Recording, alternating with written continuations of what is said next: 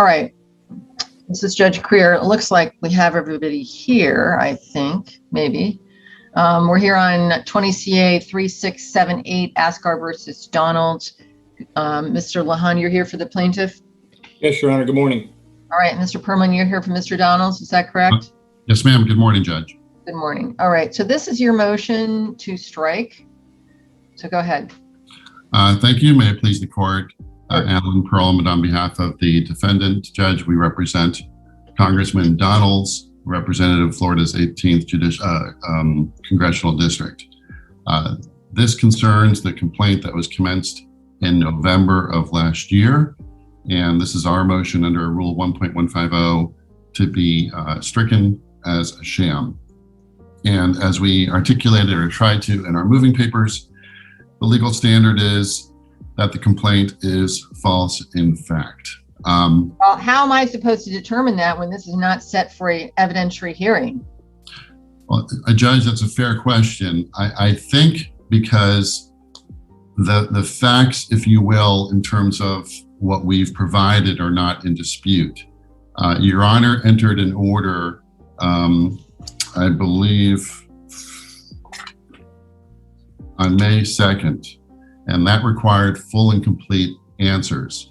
What we're relying on are their full and complete answers in compliance with the court's order. What they provided is not in dispute. What they said is verified. It's their statements.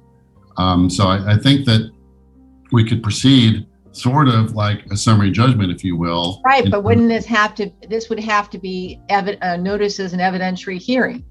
I mean, you're asking me to strike a pleading not based on, for example, failure to comply with discovery or something like that, but based on that the allegations are false. So to do that, I have to have evidence, and to consider evidence, it has to be noticed as an evidentiary hearing. Judge, I don't have a problem if everybody's okay proceeding in that manner, but it doesn't look to me like it was noticed that way.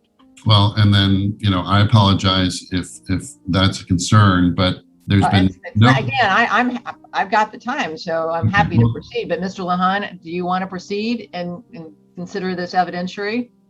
No, Judge. In fact, I've got some case law directly on point. You're correct in observing that this needed to be noticed as an evidentiary hearing, and it was not. That would be the Belson case in the rule itself.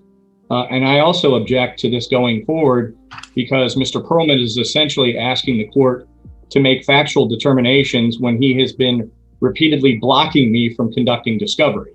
So it would be premature for the court to make those rulings when I've been trying to take Mr. Donald's deposition, for example, and Mr. Perlman has repeatedly refused to present him for deposition.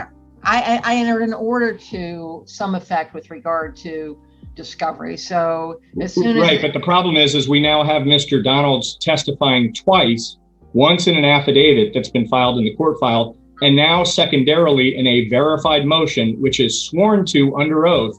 He has now testified twice, but he refuses to present himself for a deposition. So, I understand. Well, I have two issues here. Number one, this is not noticed as an evidentiary proceeding. I can't proceed unless Mr. Lahan agrees that we can proceed as an evidentiary proceeding. He's not agreeing to that. Therefore, I cannot proceed because you are asking me to consider evidence. That evidence may be in the form of the plaintiff's own statements, but that's still evidence, or it may be in the form of an affidavit from Mr. Donalds, but that's still evidence. So I can't procedurally proceed today without that having occurred. Also, I just wonder if this is the most appropriate way for the court to be considering the issues that you've raised. Again, that's a strategic decision on your part, but as Mr. Lahan has raised, I'm not exactly sure whether this is the appropriate time or methodology for considering these issues. But again, your strategy. Okay. So all I'm going to do is have you reschedule it. You'll have to get a date and time from my judicial assistant. And because I know that it's so important to Mr. Lahan, we are opening the courtroom up to in-person proceedings. I will have certain date. You have to schedule those through my judicial assistant, though. We don't have the technology to do a combination of in-person and Zoom, so it either has to be one or the other. I'm happy to do it by Zoom. I think it's better for the clients, but I'm also happy to do it in person, but it has to be scheduled through my judicial assistant. So knock yourself out. Judge, one other open issue we do have, since we do have a little bit of additional time now, we filed a motion for clarification of the discovery order that you entered back on. A motion for rehearing. Motion for rehearing or clarification, because the paragraph, one of the paragraphs. I've already reviewed it. I'm going to be issuing a denial. Oh, okay. So in that respect, then, Judge, I guess my other question would be, I'm Ori Tennis asking that I be allowed to take Mr. Donald's deposition now that he's testified twice under oath in court filings. Well, would the court prefer that I file a motion? I suspect that it violates this order, but I don't really know. You'll have to file a motion because that's not something that I've considered.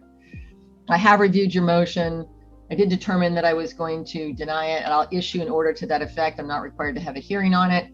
So I'll get that out to you probably today or tomorrow. But other than that, please file your motion and let me, you can set it for a hearing, or, I mean, if it's a short motion, you can set it for a hearing on my regular JAC scheduling docket, which is all Zoom, or if you want it in person, you can contact my JA to schedule that. I'll make a short motion, Judge. Thank you. Okay.